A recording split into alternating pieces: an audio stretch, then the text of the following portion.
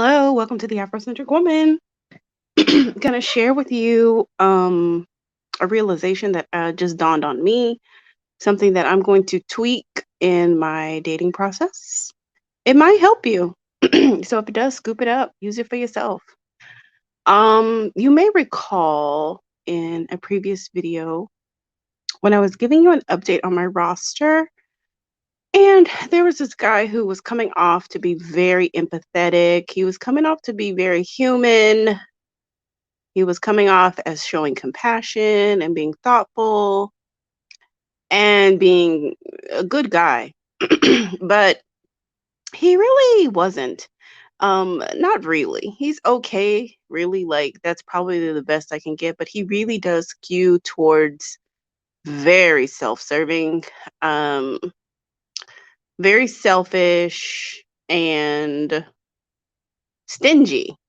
He's a what you call a wealthy, stingy guy. Now, I did not know he was a finance guy before I started dating him. I think he I think he said he worked in like aerospace or something. I just assumed he was an engineer. He is an engineer, but he also has a finance. He has an MBA in finance. I typically don't like dating finance and accounting guys because they tend to be very cheap and very stingy. And he fits the bill. Like he on our very first date had made mention of something being expensive and just something very minute. It looks like $200 or something. He was like, "Oh yeah, I don't like spending money on that because it's expensive." And I was just like, "Oh God," because he mentioned he was like VP of finance or something at his company. I was like, "Oh God, how the hell did I end up on a date with this finance guy?" I don't like dating finance guys. I don't because they keep up with every last penny. I hate that shit. I like to spend money and not keep up with it when I'm spending his money. I don't want him keeping track of every little dollar. So, whatever. We already had the date. The date was almost over by the time I even realized that. And yeah, it definitely progressed to that. But I just remember telling you ladies that I thought he was this nice guy. He seemed empathetic. He seemed um emotionally available, but he's really not. Like at one point in time, so we had our first date and we had a second date scheduled, but my daughter got sick. And so I pretty much just had to stay home for a while with her. And he kind of asked about her, but he really didn't ask about her in terms of actually having any genuine concern. He was just like, "When am I going to see you again? When can you go out? Like how long are you when are you going to be available? Gosh, I really miss you. When am I going to see you again?" And it was like it just got to the point where it just seemed extreme because I was always answering the same way. Well, my daughter's sick. Well, my daughter's sick. My daughter's sick. And it just seemed like he didn't give a shit. He never offered, like, hey, let me send her soup or do you need anything? He never asked me, nor has he ever asked me, do you need anything? Do you need anything? Does she need anything? He's never asked that. It's always just about what I can do for him. You know what I'm saying? And so, really, what this situation has showed me is that you really just, I think that you have to give guys about a year at least to be able to attribute their behavior to their character instead of just to who they are, rather than just judging their behavior until their behavior change. Because off the rip, most of them who are not complete assholes have the ability to hold themselves together for the short run. So for the short run, when they're introducing you to their representative, they do have the ability to seem like they give a shit about your life. Like they can at least pretend like they do. They have the ability to pretend to be a nice guy. They have the ability to pretend to want a real relationship. They have the ability to pretend to be generous. But really, the rubber meets the road when somebody falls sick. And I mean, that's like the number one way to even know that you're with a narcissist. And that's why so many women discover that they're a narcissist when they get pregnant. And it's like they have no idea that they're with a narcissist until they get pregnant for the simple fact that you're able to be at his beck and call. You're able to serve him. You're able to be his servant and do everything for him. And then so long as you're doing stuff for him, he loves it and he's an okay guy. But once you get pregnant and you get nauseous and you get sick and you're not able to run behind him and run his bath water and cook him something to eat and bring him breakfast in bed and take care of his kids and run his errands and do all those things, as soon as you need support, that's when you find out who he really is. And that's why so many women find out late that, oh my God, I'm in a horrible situation. I had no idea that this guy was going to be like this, you know? So I think it's similar with sickness. Like, you don't know who someone is until you get sick. Then you get to find out who he really is. And in my case, it's not that I got sick. I've been just fine, but my daughter got sick. He didn't show not 1 ounce of concern, none. He kind of give me this blanket statement like, "Oh, motherhood is such an important job and I understand." But at the same time you're telling me that you understand, you're also pestering me about a date. You're pestering me about going out with you when that is the last thing on my mind. It's the last thing I'm not thinking about going on a date with you right now. I'm thinking about taking care of my child, and it's like these self-absorbed guys tend to mix up, like they don't give what do you call it, like straightforward, cohesive responsives to things. They'll be very like mixed up and confusing. So you're telling me that you understand that I'm a mom and that I got to do what I got to do and take care of my kid, and at the same time you're pestering me for a date. So which is it? Which is it? So I'm gonna like, as you continued with this selfish behavior, I'm just gonna chalk up the fact that you're just a selfish, self-serving dude. This dude has all the audacity to ask for everything, and it's like, well, what are you offering? Dates and possible trips. Trips. I'm like, yeah, I've been to all the steakhouses. I've been, I mean, I didn't say this, but I'm thinking this in my head. I've been to all the steakhouses in town. I've been to all the five-star restaurants. I've done it all. So I just don't give a shit about dates anymore. I mean, it's fine for dating. That's fine, sure. But it's not really lucrative. It's not a lucrative offer for me to do anything special for you or to give you any special bearing in my life beyond just dating. Like, oh, well, you're my girl. No, actually, I'm not, because the job description of my boyfriend is quite extensive, and you haven't even asked for the job description. Okay. You haven't asked for my job. You haven't asked for the job description. Therefore, you haven't applied. You're not even interviewing for that. So what I really learned, it dawned on me like the other day, it's like it's not about him being a good guy, because I remember saying, "Oh, he seems like such a good guy." It's not about these guys being good guys when they send their representatives. It's about right now he has good behavior. He's behaving well. That's really what it boils down to. He has good behavior. But how long is he going to be able to maintain that behavior? That's where the vetting comes in, because that's what we're trying to see. We're engaged in the dating and or courting process to see how long can you hold yourself together? How long can you be a gentleman? How long can you be generous? How long can you be how long can you show compassion? How long can you be thoughtful? How long can you be intuitive? And how can you maintain this behavior under duress or under different circumstances? Can you maintain this behavior when the seasons change? Can you maintain this behavior during holiday seasons? Can you maintain this behavior on vacation? How long can, or is this who you really are? I need to get to the bottom of who are you? Who's the representative? What is the real behavior under stress? That is really what I'm trying to see. So it's really more so about behavior.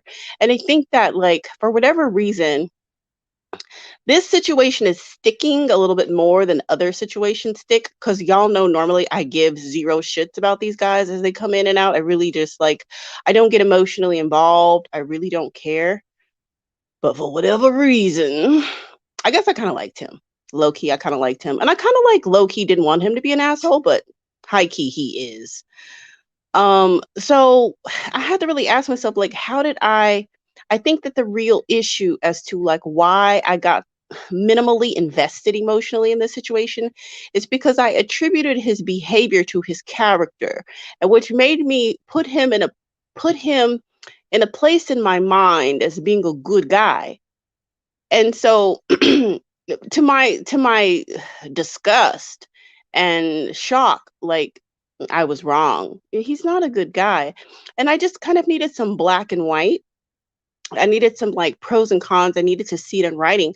So I just went through the text message box and I just went through our whole text message conversation. And I was just like, wow, like this guy is just, he's really all about himself. I think I may have told you the other day, I was having such a stressful time and I called him and he was like, "How are you?" But it was so insincere. You know what I'm saying? You know how people ask you, "How are you?" and they don't really want to know how you are. They're just saying that because that's just the polite thing to say. And that's pretty much all he said was, "Oh, how are you?" And then I said, "Oh, I'm doing bad. You know, this is going on and that's going on." And I was having a very stressful time in my business. I have some bookkeeping situations that I need to resolve. It's a lot. It really is. And I was so stressed out. And then he was like, "Oh, yeah, just, persevere through." And then he just went on this like rampage about like, "Oh, I'm out of town and I don't know what I'm going to have for dinner today. There's never any good place to have dinner in this town every time I come visit." And I was like, I wasn't trying, but I was like, "I have to get off the phone with you because I need to call somebody to give me some emotional support. I need to find emotional support." And he was like, "You can get that right here." And I was like, "No, I can't. I got to go." And I just hung up the phone. Bye. And I ended up calling my cousin, talking to my cousin for a while, and it was fine. And, everything's underway to get resolved. But it was just like I had to take that situation into account. Do you think he called to follow up as to like, "Hey, did you get everything resolved? Are you okay? You sounded really stressed earlier." No, he didn't. Because this relationship doesn't have anything to do with me, my needs, my struggles, my challenges. It doesn't have anything to do with me. He doesn't give a shit about if my house burns down, if my car breaks down, if my toe falls off. He doesn't care. All he wants is for me to go out with him and look pretty. That's it. It doesn't matter how I get there, by hook or by crook. Just show up and look good. I don't want to be involved with any of the makings of you getting here.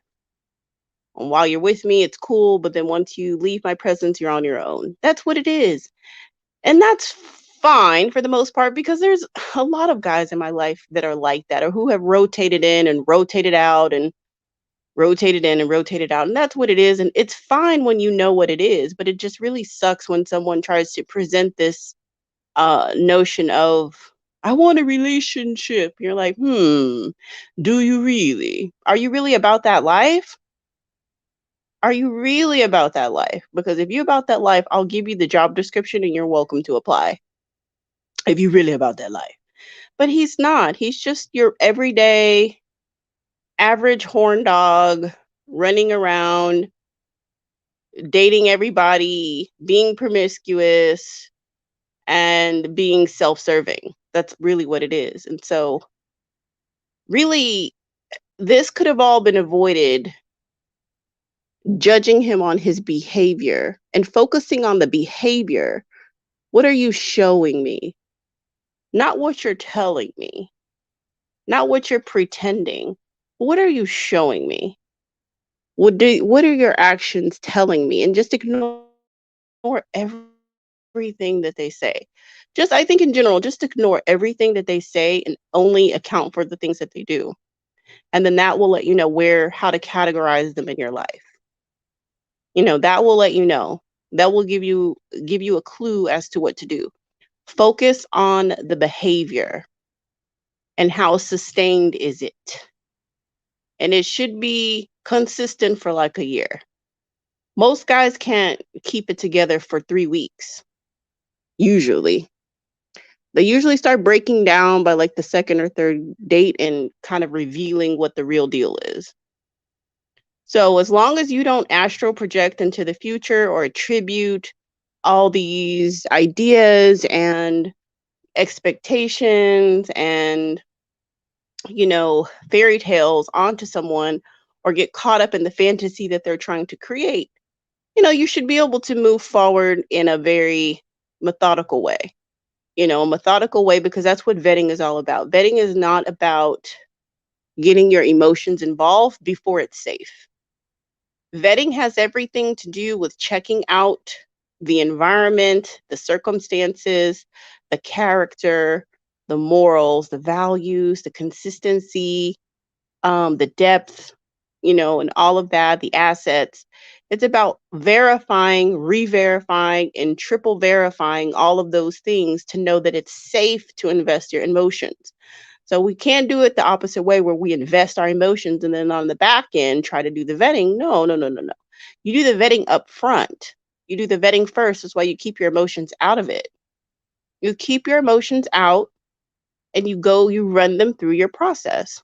Observing, observing, observing, allowing them to show you who they are, allowing them to fill up the space, allowing them to pursue you, allowing them to make suggestions for dates, allowing them to possibly, see a need where they could be a benefit to you, or they could alleviate some type of stress out of your life, or make your life more comfortable, make your life a little bit easier to jump in there. Will they jump in there? Because if they don't, you kind of have your answer, right? You have your answer and you're not emotionally involved. And then you can just skedaddle and find somebody that is going to be ready to apply for the job, right? So that's the main message that I wanted to share is focus on the behavior, focus on the behavior and don't attribute that initial representative to character because you really won't know character until further down the line with consistency and different circumstances, different stressors, telling him no to something that he wants, not following along what he wants you to do, not pushing past your comfort zone, only doing what you're comfortable with. And then if they're not willing to accommodate you, then you already know that's your answer. That's your answer. Either they're not interested or they are they are of poor character. Either way it goes, it's not your dude. It's not going to be a dude that's going to be worthy of a lot of attention and taking up space and energy in your life, and you have to categorize them as such, right? Maybe they don't necessarily get blocked. You know, you have to think about what are your blockable offenses, and that will definitely be up to you. What is an offense that a guy will get blocked for? But maybe they're just just not in the rotation of getting called, and you have other priorities. You're prioritizing either freestyling or dates with other guys or the things that you want to do for yourself, and you're not gonna give up your time and energy for somebody who's a low priority. Once they show you who they are and they say, yeah, but now I'm slipping already, then that means they fall down in the priority list. You can focus on other things, other guys, focus on yourself or focus on freestyling. The world's your oyster. You have a lot of options as to what you can do. But yeah, that's definitely what I want to share today. God, I feel like there's one other issue with that I wanted to share. Let me see if I can remember it before I end this live. What else about that situation did I want to share? The character thing. I don't remember. If it comes back to me, I'll just come back online. Or I'll do another live at some point, or maybe I'll just included in a general roster update. But oh my gosh, like I will give a roster. Maybe I'll give a roster update. I'm in the planning to travel soon. So I'm actually connecting with guys in a different city. And when I tell you I'm overwhelmed with inquiries, I am overwhelmed with inquiries. Like I've probably gone through over 300 matches. Seriously, like I'm kind of like low key exhausted. I've gone through like 300 matches trying to find a decent guy. I have like 5 top prospects. But if my time is limited, I really do just have to pick probably the best 3. I really probably just have to pick the best 3 prospects and go with that. So I'm definitely keeping myself busy and definitely focusing on other relationship opportunities. It doesn't make this situation not annoying though, right? It's still nagging me. Kristen says it gets overwhelming. Yeah, it does get overwhelming going through all these matches, and that's even with me, screening for education, screening for jobs, and still you end up with like horn dogs and disrespectful dudes. But the great thing about having so many inquiries is that when people come at you disrespectfully, you don't really have time to argue with them. Like I have 50 guys in my queue to be looked at. So I can't argue with you for being rude. I just unmatch and move on. I just don't have the time or energy to argue with any guys who are disrespectful, like, oh, hey, sexy, what are you doing? What are you wearing? And all that kind of stuff. Like, that just means you automatically get blocked. Sometimes you get blocked and reported, depending on how bad it is what you said. Because I do report profiles. I don't care. Like, you're not going to sit up here and talk to me crazy. You'll get reported and then blocked. So that's the good thing. And I think that that's a good tactic to have, is to move quickly, move fast. Don't argue with any bandit of any color, of any race, of any age. Just just block, report, delete, move on to the next guy. Keep it moving. Move quickly. Quick decisions. Quick, quick, quick, quick, quick. Quick. Do not waste your feminine energy. Because the thing about a lot of these guys is that some of them get off on women's bad reactions. Like it turns them on. They'll say something offensive on purpose to have you lash out at them, because they're ugly trolls who don't really have any feminine attention, and they're awkward. And so they say horrible things online to women just to get your reaction, because no one pays attention to them. They're little lame trolls. So don't give them what they're looking for when they're looking to harass you and that kind of stuff. You just delete them and block. Oh, absolutely. Hey, Mocha Mommy. It's good to see you. Mocha Mommy, I need to listen to your last live again because it was too many gems, and I need to like make sure that I took all the notes. I need to make sure. If y'all haven't subscribed to Mocha Mommy, go check out her channel. She has a bunch of great videos on there, and her last live was epic. Game on Game, I think it's called. So y'all go check out her channel and her live. So yeah, I felt like there was like one other thing about that dating relationship that I wanted to share, but I don't really remember what I don't remember what it was. I know I told him like, oh no, I remember. Yeah. I remember. I know what I was going to tell you. Okay, so another thing that I learned from this last dating situation was that I'm normally like pretty in control. And I think that because I attributed his initial behavior to good character, it kind of made me get a little bit more comfortable than I should. And he asked me something and I answered without thinking. But now that I think about it, I really wish I wouldn't have answered that question. And anyway, he basically asked me, was my ex like my child's father good in bed? And I answered him without thinking about it. And then I thought about it later and I was like, I really shouldn't have asked that question. Number one, answer that question. Number one, because I think if you tell a guy how another guy is in bed, he's automatically going to think, oh my God, if things don't work out with her, and they be knowing that they have issues. Okay. Let me just be real with y'all. I don't know if any of y'all have dated older men, but let me just tell you, men's libido starts going down around 35. Okay. So they don't last long and it's not all that great. Okay. That's just the truth. All right. So I think that guys think that if you talk about your experience with another man, if you guys don't work out, that you're going to tell other men about him.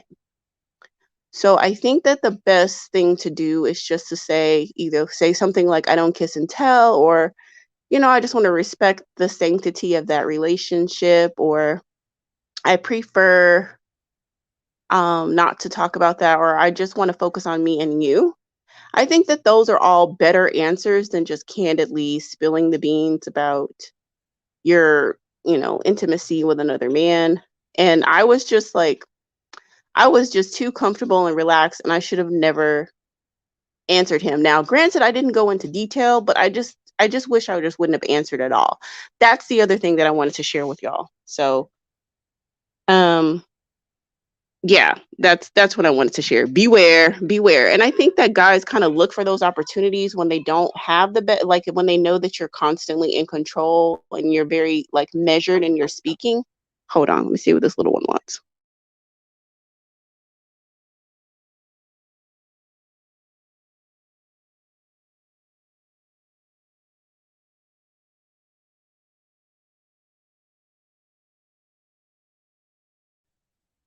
Okay, I'm back. So yeah, that's the other little thing I wanted to share. That was a little mistake that I made that I had reflected on after the fact, that I just really needed to be mindful of getting too comfortable too fast. And like also, as far as the behavior is concerned on our end, maintaining that mystery, maintaining that emotional control, continuing to observe them without getting overly invested, allowing them to show you who they are, and not oversharing. I think that that's super, super, super important.